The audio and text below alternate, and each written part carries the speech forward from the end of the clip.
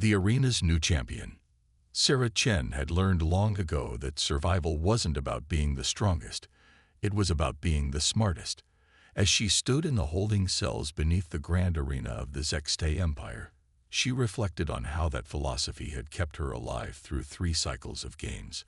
While other captured warriors relied on brute force, Sarah studied patterns, identified weaknesses, and planned. The cell's force field cast a purple glow across her scared cellmates, a mix of species from across the galaxy, all destined for the Empress's entertainment. Most wouldn't survive their first match. Sarah's attention focused on the Zextay guards, noting their routines, their equipment, their subtle hierarchies. Every detail could matter later. Human. A guard's translating device crackled. You're up next. Try to last longer than the others. Empress Calavex enjoys a good show. Sarah allowed herself to be led to the arena's entrance tunnel. The roar of the crowd above sent vibrations through the metallic floor. She'd faced the Empress's champions before, each one more fearsome than the last. But they all shared the same flaw: pride. The arena gates opened to blinding light. As her eyes adjusted, Sarah took in the familiar sight: crystalline walls stretching hundreds of meters high, crowned by luxury boxes where the Empire's elite watched eagerly. Empress Calavex sat in her elevated throne, 6-fingered hand lazily holding a chalice of bioluminescent wine. Sarah's opponent emerged from the opposite gate, a Kraxor warrior, 3 meters of armored muscle, and tribal cybernetics. The crowd cheered as he activated his energy axes. "Begin," the announcer's voice boomed. The Kraxor charge, exactly as Sarah expected. She didn't try to match his strength. Instead, she rolled beneath his swing, noting how his cybernetic enhancements affected his movement. His attacks were devastating but predictable, governed by combat algorithms that couldn't adapt to unconventional tactics. Sarah stayed just out of reach, conserving energy while studying his patterns. The crowd's excitement turned to confusion, then frustration as she refused to engage directly. The Kraxor's attacks grew more aggressive, more reckless. "Fight properly, human," he growled through his translator. Sarah smiled. "I am." The next time he charged, she timed her dodge perfectly. His momentum carried him into the arena wall, his axes embedding in the crystal. As he struggled to free them, Sarah struck precise points on his cybernetic joints, exploiting weaknesses she'd identified in previous matches against similar opponents. The mighty warrior collapsed, his enhancements temporarily disabled. The crowd fell silent as Sarah claimed his axes, holding them to his throat. She looked up at Empress Calavex, waiting for the signal. The Empress stood, her iridescent scales catching the light. The crowd held its breath. Then, unexpectedly, she smiled. "The human shows wisdom," her amplified voice declared. "Victory through cunning rather than brutality. Perhaps there is more to these creatures than we thought." Sarah was escorted back to her cell, but not before catching another curious look from the Empress. She had survived, yes, but more importantly, she had made an impression. The first piece was in place. That night, as other prisoners sought sleep, Sarah began planning her next moves. The Empress's interest was both an opportunity and a danger. The guards' attitudes had already shifted. They watched her more carefully now, but also with a hint of respect. She thought of Earth, of the billions counting on someone to free humanity from Zextay dominion. Brute force hadn't worked against the Empire's superior technology. But perhaps, just perhaps, human ingenuity could succeed where strength had failed. Sarah closed her eyes, already anticipating tomorrow's challenges. The real game was just beginning. Breaking the chains. Empress Calavex's private training grounds were a stark contrast to the public arena. Here, amid carefully cultivated alien flora, Sarah faced opponents without an audience. Only the Empress and her most trusted advisors watched as Sarah demonstrated her fighting techniques to young Zextay warriors. "Your species compensates for physical weakness with tactical thinking," the Empress observed, her translator rendering her musical language into harsh standard. "Show us more." Sarah demonstrated another takedown, using her opponent's momentum against them. She had spent 3 weeks earning the Empress's trust, each day gathering more intelligence about the Empire's structure. The training sessions were a gold mine of information, especially about the growing dissent among younger Zextai. "The old ways aren't working," one young warrior had whispered during a water break. "The Empire expands, but we make more enemies than allies." Between sessions, Sarah returned to the prisoner blocks, now housed in better conditions thanks to the Empress's favor. She used this privilege to move freely among the captives, quietly identifying potential allies. A Nexian engineer who could hack security systems, a Valoran shapeshifter who could gather intelligence, each carefully vetted, each burning with the desire for freedom. "The Empress believes she's taming you," her cellmate, a Drukani wisdom keeper named Ven, observed one night. "She doesn't realize she's giving you exactly what you need." Sarah smiled in the darkness. The best prison is one where the inmates believe they're free. The training sessions grew longer, more complex. Sarah began introducing elements of human military strategy, carefully filtered to seem non-threatening. The Empress absorbed it all, seeing only techniques to strengthen her empire. She didn't notice how Sarah's lessons subtly emphasized cooperation over dominance, adaptation over rigid tradition. "Your methods intrigue me," Kalavex said one evening, her scales shifting colors with interest. "Perhaps humans aren't merely prey species after all." "We survive because we adapt," Sarah replied carefully. "The strongest tree breaks in the storm. The flexible one bends and endures." The Empress's inner circle was less convinced. Sarah caught the suspicious glares of older advisors, heard their warnings about giving too much freedom to a conquered species. But the younger generation was different. They saw the Empire's weaknesses, its unsustainability. In her new quarters, Sarah meticulously mapped the connections she'd made. The resistance was growing, cell by cell, level by level. Maintenance workers who could disable security systems, guards who questioned their orders, even some of the Empress's own warriors, tired of endless conquest. "The Empire's strength is its weakness," she explained to her core group of conspirators. "They believe so completely in their superiority that they can't imagine being overthrown from within." But timing would be crucial. One wrong move, one trusted ally proving false, and everything would collapse. Sarah watched the Empress watching her, each believing they were the one in control. The breaking point came sooner than expected. During a demonstration, one of the older advisors accused Sarah of teaching weakness.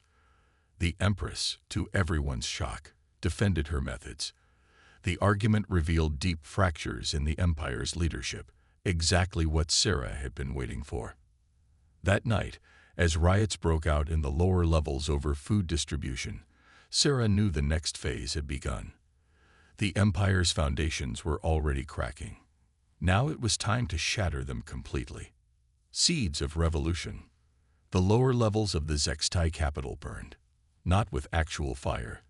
The Empire's architecture was too advanced for that, but with the heat of rebellion. Sarah watched from her quarters as emergency crews rushed to contain the spreading unrest. Each riot, each act of sabotage, had been carefully orchestrated to appear random while following a precise pattern. The outer colonies are reporting similar disturbances, Ven reported through their secured communication channel. The Empire's forces are stretched thin trying to maintain control. Sarah nodded, reviewing the latest intelligence from their network. The Zextai's greatest weakness was their own success. They had conquered too much territory too quickly, relying on fear rather than loyalty to maintain control. Now that fear was turning to defiance. Empress Kalavex summoned Sarah more frequently now, seeking advice on containing the unrest. The irony wasn't lost on either of them. "Your species understands rebellion," the Empress noted during one session. "How would you stop it?" "Rebellion is like water," Sarah answered. "The harder you try to grasp it, the more slips through your fingers. Better to channel it than contain it." The Empress's scales darkened with frustration. "You speak in riddles while my empire burns." But Sarah's influence had already spread too far. The young warriors she trained now questioned orders that contradicted her teachings. Maintenance crews accidentally disabled security systems during crucial moments. Even the arena crowds had changed, cheering for clever tactics over brute force. The resistance moved like a shadow through the Empire's structure. Each cell operated independently, knowing only enough to function without compromising the whole. Sarah's human approach to warfare, adaptable, decentralized, innovative, proved impossible for the hierarchical Zexte to counter. They expect a leader to capture, a headquarters to destroy. Sarah explained to her inner circle. They can't fight an idea. The Empress's inner circle fractured further. Young reformers clashed openly with traditionalists. Military commanders argued over deployment strategies. The Empire's mighty fleet remained in orbit, paralyzed by conflicting orders and uncertainty. Sarah's next move was her boldest. During a training session with elite warriors, she introduced a scenario that exactly mirrored the Empire's current crisis. The younger Zexte immediately recognized their situation. More importantly, they realized their current strategies were doomed to fail. The Empire must evolve or die. One young commander declared, scales flushing with conviction. We cannot hold the stars through force alone. That night, as Sarah coordinated the Resistance's next phase, she received an unexpected message. The Empress requested a private audience. No guards, no advisors, no witnesses. It could be an opportunity or a trap. Either way, it was time to force the Empire's transformation into its final phase. Sarah stood at her window, watching transport ships evacuating the upper levels. The Empire's mighty capital was paralyzed by fear of shadows, crippled by its own rigid structure. Soon, very soon, everything would change. The only question was, would the Empress choose to lead that change, or be swept away by it? The perfect storm. Sarah stood before the Empress's private chambers, unarmed as requested. The corridor's bioluminescent walls pulsed with an agitated rhythm, reflecting the tension throughout the capital. Behind her, distant explosions marked another round of calculated chaos in the lower levels. Enter. Calavex's voice commanded through the door's communication system. The Empress's private sanctuary was surprisingly austere. No guards, no ornate decorations, only a vast window overlooking the sprawling capital and the fleet above. Calavex stood with her back turned, her scales shifting through patterns Sarah had learned to read as deep concern. Your rebellion is more elegant than I expected, the Empress said without turning. No leaders to arrest, no bases to destroy, just ideas spreading like a virus through my empire. Not my rebellion, Sarah corrected. Your people's awakening. The Empress turned, her alien features unreadable. And now the Drachnid fleets approach from the outer rim, drawn by our weakness. You've doomed us all. Sarah had known about the approaching Drachnid armada, their ancient rivals, waiting for any sign of Zexte vulnerability. It wasn't coincidence. Nothing in her plan was. The Empire has two choices, Sarah said. Maintain control through force, and watch everything crumble, or evolve into something stronger. A priority alert flashed across the room's holographic displays. The Drachnid fleet had just emerged from hyperspace, hundreds of warships positioning for attack. The Empire's own fleet remained in disarray, paralyzed by conflicting orders and internal dissent. Even if I wanted to change things, Calavex hissed, the old guard would rather see the Empire fall than transform. The old guard is already neutralized, Sarah revealed. Check your security feeds. The Empress's eyes widened as she reviewed the footage. Throughout the capital, reform-minded commanders had taken control of key positions, not through violence, through the loyalty Sarah had carefully cultivated. Your empire's strength was built on fear, Sarah continued. Fear is powerful but brittle. Trust, cooperation, adaptation. These make a civilization unbreakable. Warning sirens blared as the first Drachnid ships engaged the outer defense platforms. The Empire's moment of truth had arrived. You planned this, Calavex accused. forced our evolution by giving us no choice but to unite or die. Sarah met the Empress's gaze. Humanity learned through our own blood that true strength comes from diversity, from change, from working together. You can learn the same lesson through war or through choice. The Empress moved to her command console, weighing options that had already been carefully arranged. Sarah watched as Calavex accessed the Empire-wide communication network, something she had never done before. "My people," the Empress began, her scales shifting to patterns of determination. "Our empire stands at a crossroads." Sarah smiled as Calavex announced sweeping reforms, calls for unity, and a new vision of cooperation over conquest.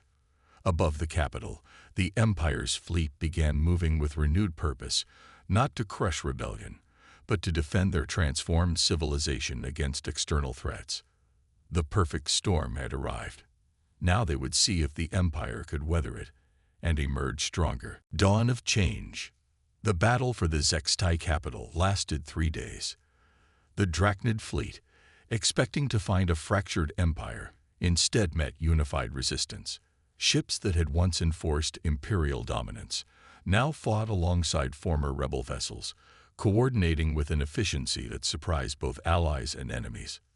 Sarah coordinated from the Imperial Command Center, her human tactical insights merging with Zextai technology. Each Drachnid attempt to exploit the Empire's apparent weakness met prepared countermeasures. The enemy never realized they were fighting an entirely new kind of civilization. "Their formations are breaking," a young Zextai commander reported, her scales gleaming with pride. "They expected us to fight like we always have. The strongest chains are the ones we place on ourselves," Empress Calavex observed, watching the battle displays. "You freed us from more than just our enemies, human."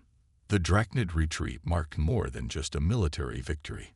Throughout the Empire, centuries of rigid hierarchy gave way to new forms of cooperation.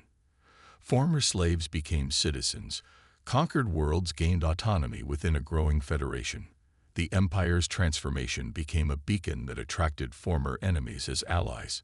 Sarah's final test came when Earth's Liberation Fleet arrived, expecting to find their agent had weakened the Empire for invasion. Instead, they found humanity's greatest opponent had become its strongest potential partner. "Your mission was to destroy us," Calavex said as they watched Earth's diplomats arrive. "Instead, you chose a harder path." "Destruction is easy," Sarah replied. "Creation takes wisdom." The signing of the Earth-Zextai Accord marked the beginning of a new era. The former arena where Sarah had first demonstrated human adaptability became a center for cross-species cultural exchange. Young Zextai trained alongside humans and other species, learning to blend diverse strengths. Sarah declined offers of high position, choosing instead to continue teaching. Her classes in the transformed arena focused not on combat, but on the principles that had reshaped an empire: adaptation, cooperation, and the strength found in diversity. "The universe is too vast for any one species to rule," she told her students, "but together we can build something greater than any empire." Above the capital, ships of 100 species moved freely through space that had once been restricted by imperial decree. The Zextai Empire had died, but its people had evolved into something far more powerful, leaders of an interstellar federation founded on mutual growth instead of conquest. In the end, humanity's greatest victory came not from destroying their opponents, but from showing them a better way to thrive. The chains of empire had been broken not by force, but by the most powerful weapon of all: the courage to change.